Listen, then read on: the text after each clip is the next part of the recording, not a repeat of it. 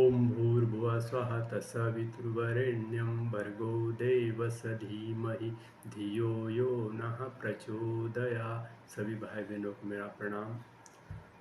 भाइयों बहनों, आज मैं अष्टांग योग के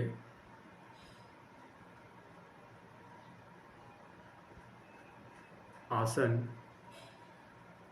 प्राणायाम, प्रत्याहार, धारणा, ध्यान और समाधि आदि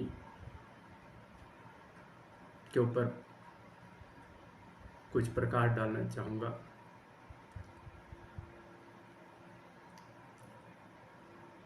अष्टांग योग मानव जीवन के लिए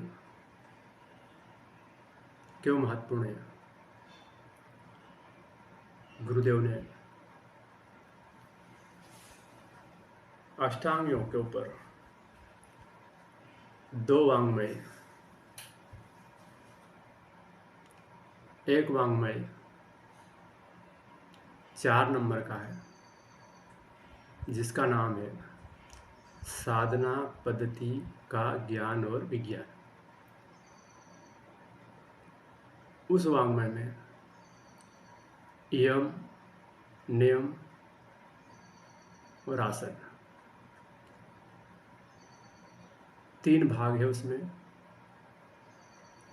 और 5 भाग है वाङ्मय नंबर 20 में। व्यक्तित्व विकास, उच्च स्तर साधना। भाई बहनों, गुरुदेव ने अष्टांग योग के ऊपर 2 वाङ्मय में तो विस्तार पूर्वक दिया ही दिया है, साथ साथ में गायत्री महाविज्ञान, गायत्री की पंचकोशी साधना वाङ्मय नंबर 13 और सावित्री कुंडलिनी ओम तंत्र।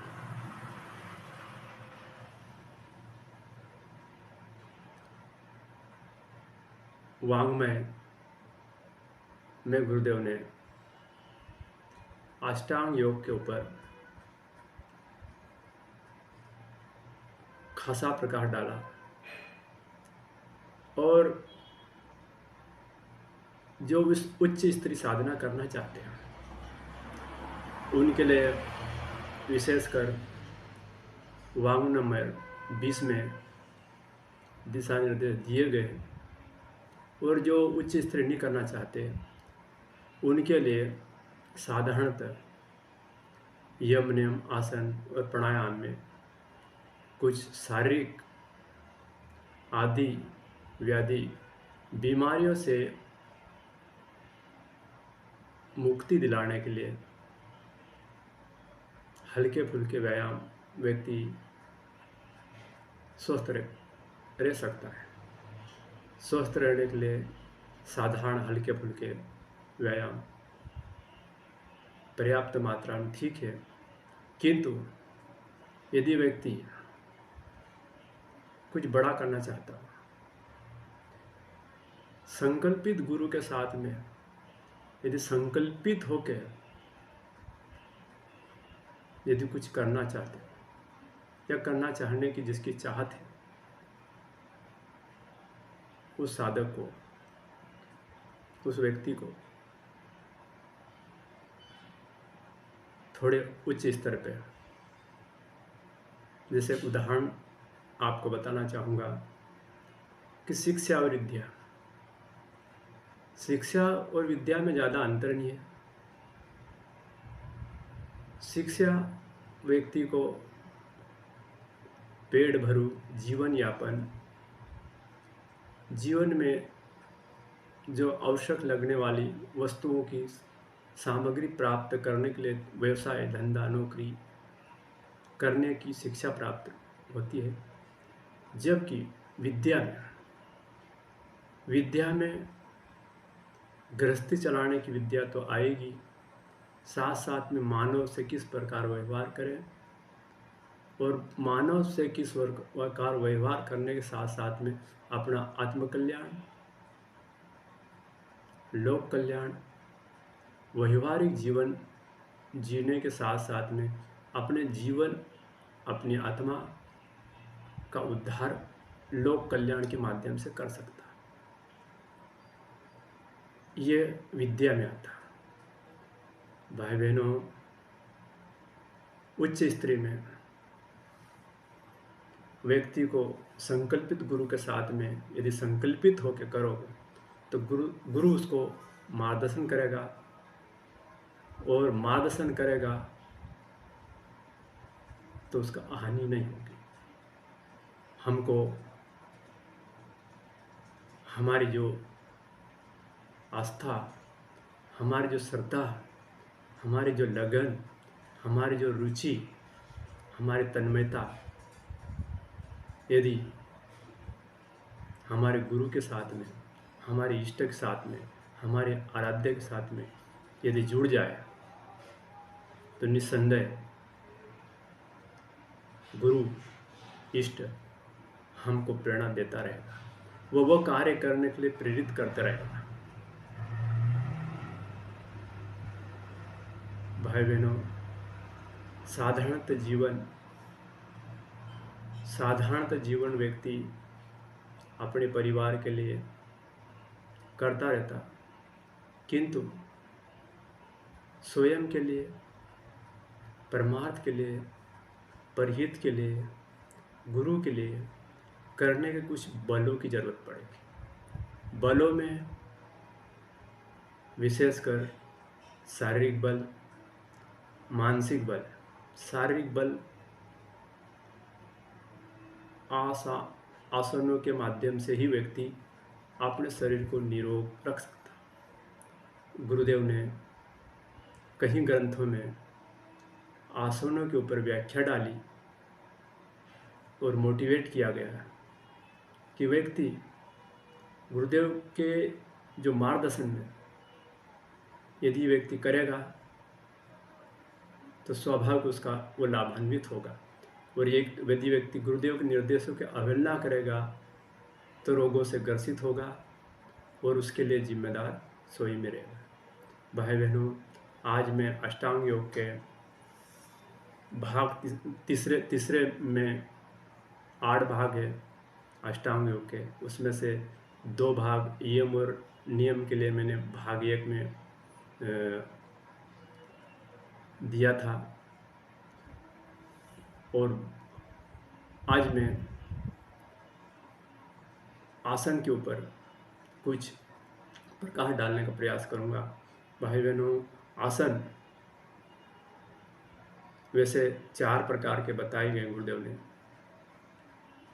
खड़े होकर करने वाले, बैठ के करने वाला, लेट के करने वाले और उल्टे होके करने वाले। 4 प्रकार के आसनों में गुरुदेव ने आसन वैसे 84 प्रकार के आसन बताए गए, किंतु गुरुदेव ने कुछ आसनों को युग के अनुसार, परिस्थिति के अनुसार, समय के अनुसार कम किया। खड़े होकर करने वाले व्यायाम में 1 से 16 तक के आसनों का विवरण आता है। बैठ के करने वाले व्यायाम में पवन मुक्तासन, लेट के किया हुआ शवासन, शीतलीकरण या विष्णु मुद्रा कह सकते हैं।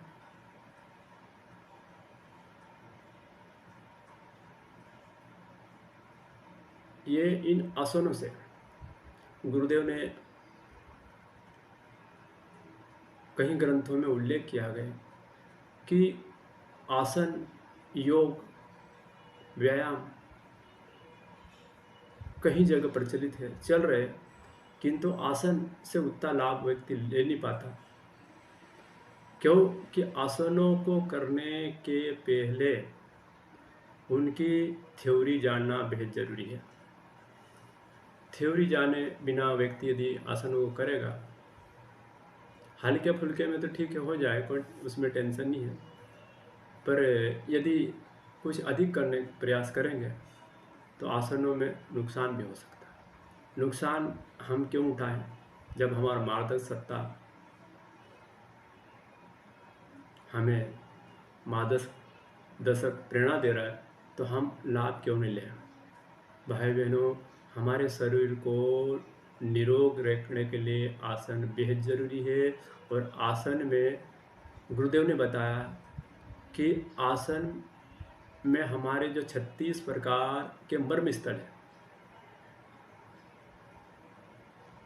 मर्म स्थलों में उसका प्रभाव गिरता है। और वो मर्म स्थलों की सफाई होती रहती, तो मर्म स्थल से ही हमारा शरीर का मेंटेनेंस, संचालन होता रहता है। और यदि हम गुरुदेव के द्वारा बताए गए आसनों को करेंगे तो शारीरिक रूप से हम निरोग हो सकते हैं। और यदि हम शारीरिक रूप से निरोग हो गए तो परहित के लिए, गुरु के कार्य के लिए, लोक कल्याण के लिए निकल पड़ेगा व्यक्ति। कुछ करने की चाहत जगेगी, उसमें उत्साह, उसका साहस बढ़ेगा, लगन बढ़ेगा, जुनून बढ़ेगा, तत्परता बढ़ेगी। यदि हम आसन नहीं कर रहे, अरुचि, अलस, निंद्रा, हताश, निराशा, अविश्वास, आस्था डगमगाने लग जाएगी। भाई बहनों, बड़े भाग्य से मनुष्य तन मिला, इसके हम उपयोगिता, महत्ता अब समझ ले।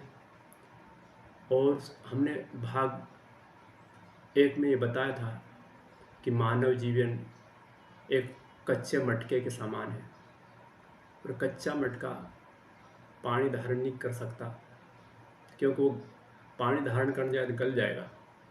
वैसे कि वैसे व्यक्ति तपा हुआ, योग किया हुआ व्यक्ति ही कठोर बनेगा। बिना योग किया हुआ व्यक्ति एक कच्चे घड़े के समान कमज़ोर है।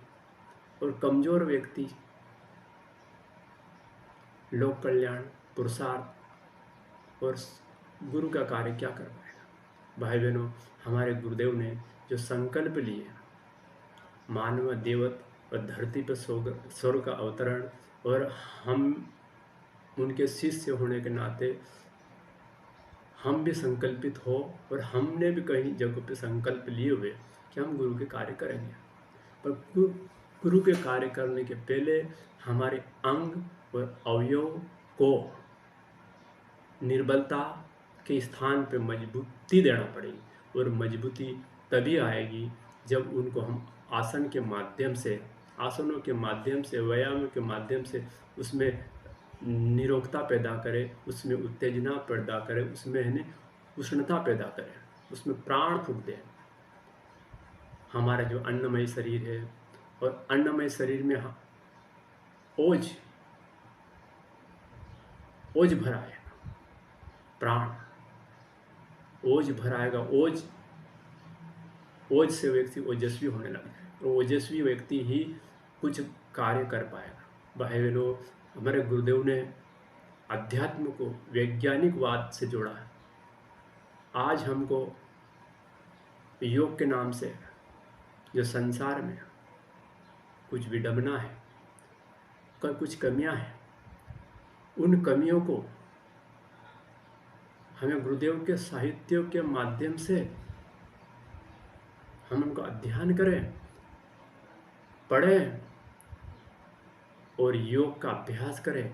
और योग का अभ्यास करने के पश्चात हमें लगेगा कि हम गुरु के कार्य करने में कुछ सक्षम होते जा रहे हैं। भाई बहनों, व्यक्तियों को आज की स्थिति में अध्यात्म, धर्म समझाना बहुत टेढ़ी खीर है। व्यक्ति को समझाने के लिए हमें अध्यात्म वैज्ञानिकवाद दोनों का समन्वय करके ही व्यक्ति को लाभान्वित करना पड़ेगा। आज की स्थिति में व्यक्ति शारीरिक रूप से, मानसिक रूप से अधिकांश लोग बीमार रहते हैं और शारीरिक मानसिक बीमारियों, ये शारीरिक और मानसिक हमारे अंतः मर्म स्थल में छिपी हुई रहती है। डॉक्टरों के पास, वैद्य के पास जाने से उतना लाभ नहीं मिल पाता जो कि हम योग और आसन करने से मिलता है। भाई बहनों, गुरुदेव ने आसनों के ऊपर हमें मार्गदर्शन दिया हुआ है, मोटिवेट किया हुआ है, और उस आसनों को यदि व्यक्ति कुछ नियम और कायदे से करेगा तो निरोग तो रहेगा, कुछ करने की उसकी उम्मीद जगेगी। ये मैं आज अष्टांग योग के आसन के ऊपर प्रकाश डाला गया। वैसे आसनों के ऊपर व्याख्या की जाए तो बहुत समय लगेगा, पर हम इतना लंबा उसको कहना नहीं चाहते। भाइयों, ये थ्योरी गुरुदेव के साहित्य में मिलेगी और थ्योरी के साथ में इसको कुछ समय पश्चात मैं प्रैक्टिकल करके भी बताना चाहूँगा कि कौन से योग से, कौन से आसन से कौन सी बीमारी ठीक होती और कौन सी बीमारी उससे नहीं होती। भाइयों, मैंने लंबे समय से योग अभ्यास किया है और करने के पश्चात मैं कहीं बीमारी से ग्रसित था, पर मैंने अपने योग अभ्यास के बल पे मैंने अपनी बीमारी खुद ने ठीक कर ली और मैं लाभान्वित होने के पश्चात ही मैं कुछ गुरुदेव के जो विचारों को, गुरुदेव के मार्गदर्शन को ग्रंथों में लिखा गुरुदेव ने, उन्हीं ग्रंथों को आधार पे कुछ करने की मेरे अंदर प्रेरणा जगी। भाई बहनों, मैं योग अभ्यास के माध्यम से व्यक्ति निरोग कैसा रहा जाए, ये मेरे द्वारा प्रयत्न किया जा रहा है। और आप भी यदि अष्टांग योग के 8 भागों पे यदि मनन करोगे, चिंतन करोगे, अभ्यास करोगे तो इसका लाभ जरूर मिलेगा। और मैं 8 पे प्रकाश डालूँगा और इतना मैं आज आसन के ऊपर मैंने प्रकाश डाला और अगले उसमें मैं चौथे वाले प्राणायाम पे प्रकाश डालने का प्रयास करूँगा। ओम